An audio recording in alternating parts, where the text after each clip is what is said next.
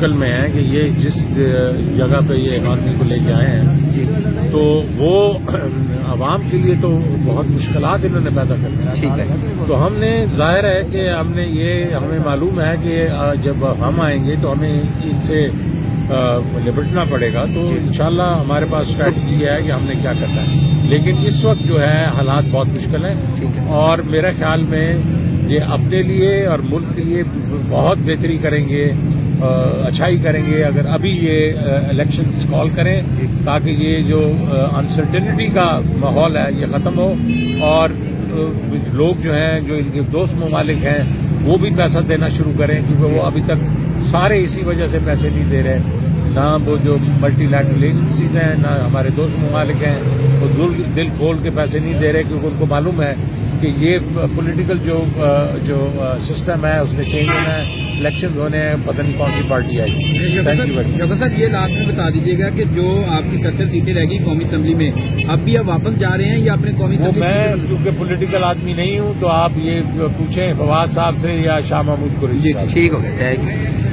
جو منظور کیے ہیں کیا سمجھتے ہیں کہ وہ صرف خاص لوگوں کے پک اینڈ چوز کے نام کی پالیسی پہ کیے گئے ہیں؟ یہ بیچارے بھاگ رہے ہیں, ڈر رہے ہیں. اور سب سے پہلے تو میں راجہ رینٹل سے پوچھتی ہوں کہ آپ نے کتنی لمبی پریس کانفرنس کی جس میں آپ نے 6 گھنٹے قوم کا ٹائم ضائع کیا تھا میڈیا کا بالخصوص یہ ایکسپلین کرنے کے لیے کہ یہ ہمارے جو کلیکٹیو ریزگنیشنز ہیں یہ ایکسیپٹ کیوں نہیں کر رہے. اس کے جو ریزنز بتائے تھے جن کو انہوں نے آئینی وجوہات قرار دیا تھا کیا وہ پوری کی ہیں؟ دیکھیں قوم کے سامنے یہ بے شرموں کا ٹولہ, میں تو یہ کہتی ہوں کہ کوئی رہ تو نہیں گیا جو ایکسپوز نہ ہوا ہو. تو بے شرمی اور ڈٹائی کی حد ہے. تو ان کی اطلاع کے لیے عرض ہے کہ الیکشن ہے, رمضان سے پہلے ہی ہو جانا ہے, تیاری کر لو بہتر ہے.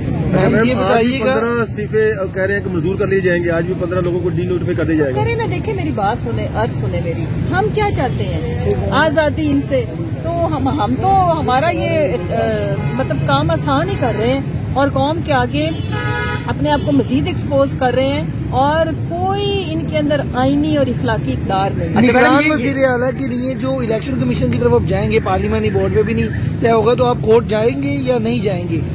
دیکھیں ابھی تو اسپیکر صاحب نے جو دونوں سائڈز کی جو کمیٹیز ہیں ان کے اوپر اگر کنسنسس نہیں ہوتا تو پھر جو آپشن ہوگی اس پہ لیگل آپشن پہ ہم تو جائیں گے.